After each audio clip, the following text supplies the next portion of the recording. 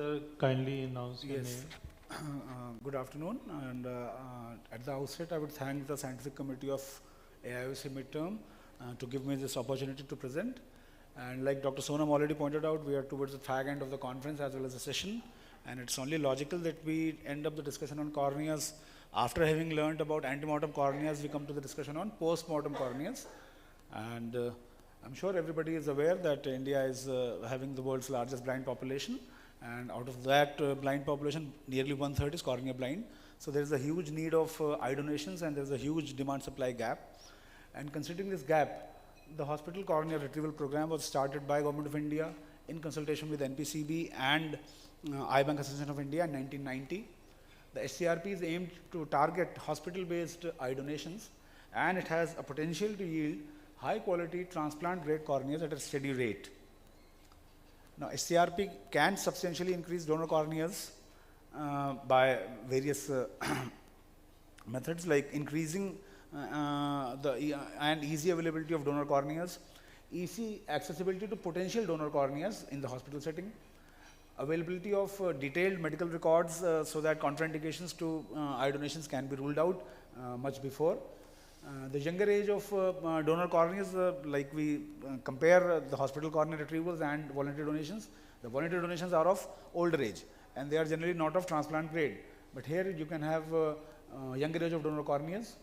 Then there is availability of, there is less information to retrieval time, because since the setting is in the hospital, once a death is reported or informed about, or a request is made for a donation, then the technical team can easily access the donor, and there is a minimized retrieval time in the hospital cornea retrieval program. Then keys to a successful implementation of SCRP are good partnership with nearby hospitals where there is a significant death rate. So general hospitals, medical college hospitals, large corporate hospitals, ICUs, CCUs are the target areas.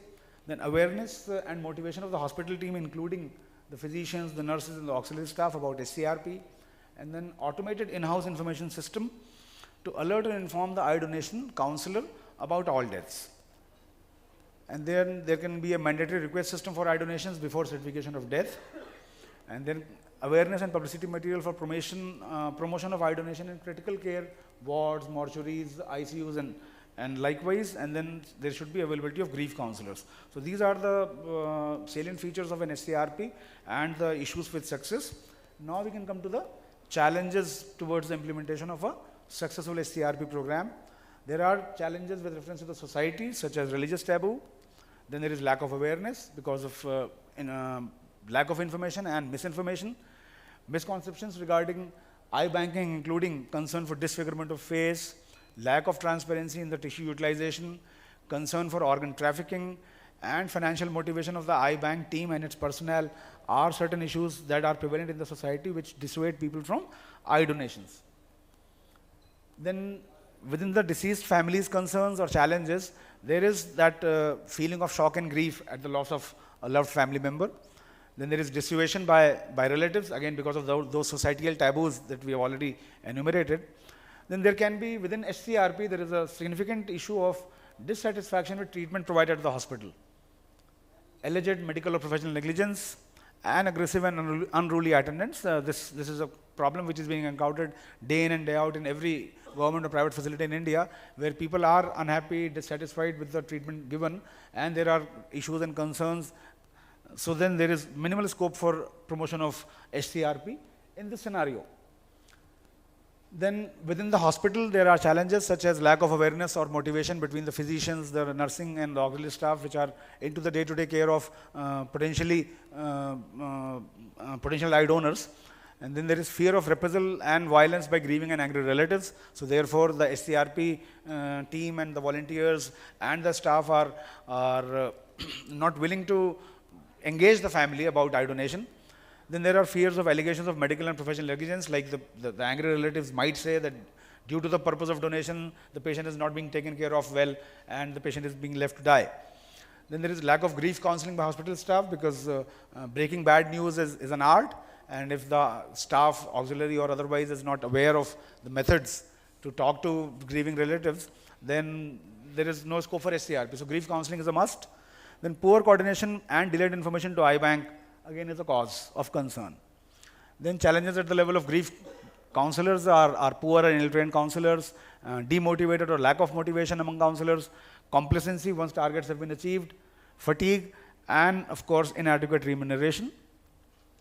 Then issues with eye banking itself, eye banks, at the level of eye banks, there could be inadequate infrastructure, inadequate staffing, poor, ill-trained staff, lack of motivation commitment, again, likewise in society, in staff, and in counselors everywhere, and inefficient protocols in eye bank functioning, and poor coordination with the partnering hospitals are issues with the eye banks, which can lead to failure of SCRP. And then there are changes and challenges at the level of the government policies. The most important is lack of presumed consent policy in India. So no death is presumed to have consented for donation unless otherwise. And then there is this provision of mandatory informed consent from the next of kin.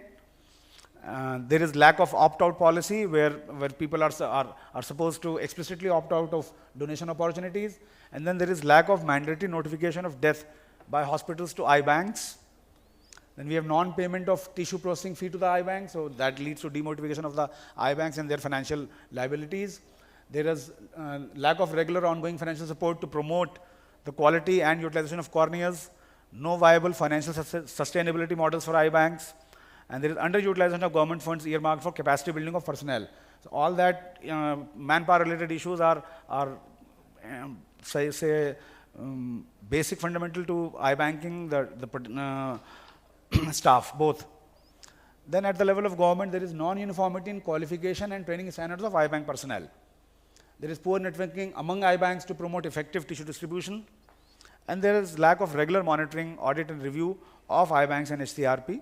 And all these lead to failure of the program, and these challenges are to be overcome if we have to generate more corneas to ameliorate the challenges of corneal blindness in India.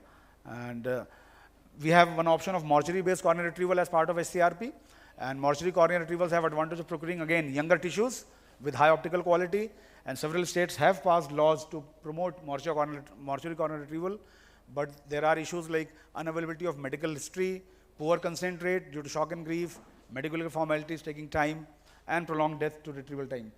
Thank you all for your patient hearing. Thank you.